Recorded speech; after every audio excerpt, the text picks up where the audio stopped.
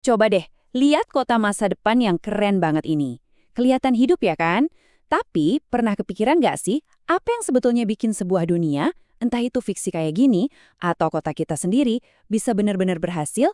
Hari ini, kita bakal cari tahu jawabannya. Kedengarannya aneh banget ya. Bayangin deh, di satu sisi kita punya dunia bawah laut yang penuh warna, di sisi lain ada kota metropolitan yang super padat. Tapi percaya deh, jawaban dari pertanyaan ini adalah kunci yang nyambungin keduanya dan bisa jadi petunjuk gimana kita bisa bangun masa depan yang lebih baik.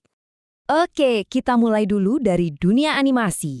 Di film-film animasi, lingkungan itu bukan cuma gambar latar belakang yang diem loh, justru lingkungan itu salah satu pemain kunci dalam ceritanya.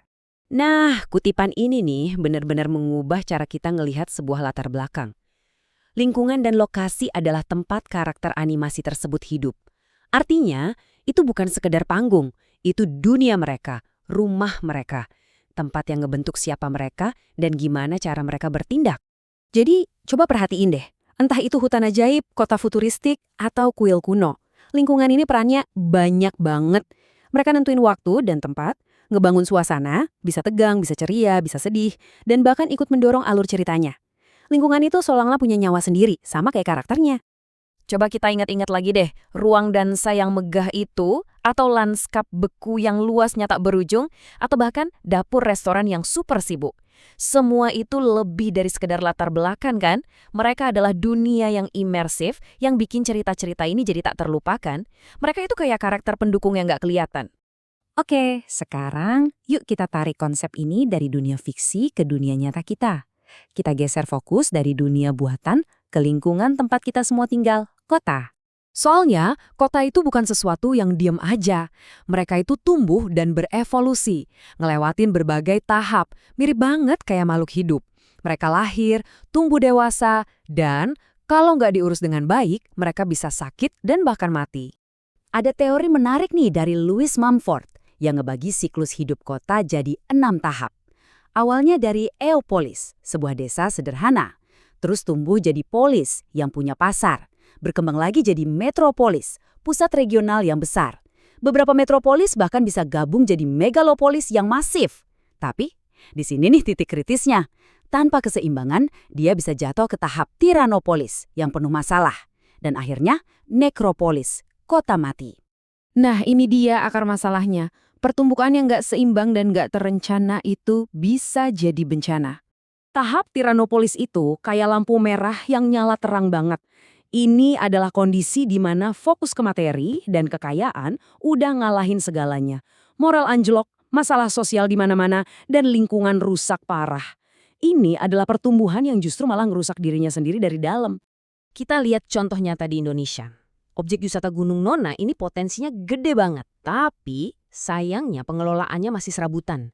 Fokusnya cuma ke keuntungan jangka pendek, kayak narikin biaya parkir sama tiket masuk, tanpa ada rencana jangka panjang yang mikirin masyarakat dan lingkungannya. Nah ini akibatnya. Pembangunan yang nggak terkendali oleh warga sekitar buat ngejar untung dari pariwisata justru beresiko ngerusak aset utama mereka sendiri, keindahan alamnya. Ini persis kayak gambaran tahap tiranopolis, tapi dalam skala yang lebih kecil. Terus gimana dong caranya biar kita nggak kejebak di nasib yang sama? Gimana caranya kita mastiin pertumbuhan yang sehat? Jawabannya ada di sebuah kerangka yang disebut 3 pilar.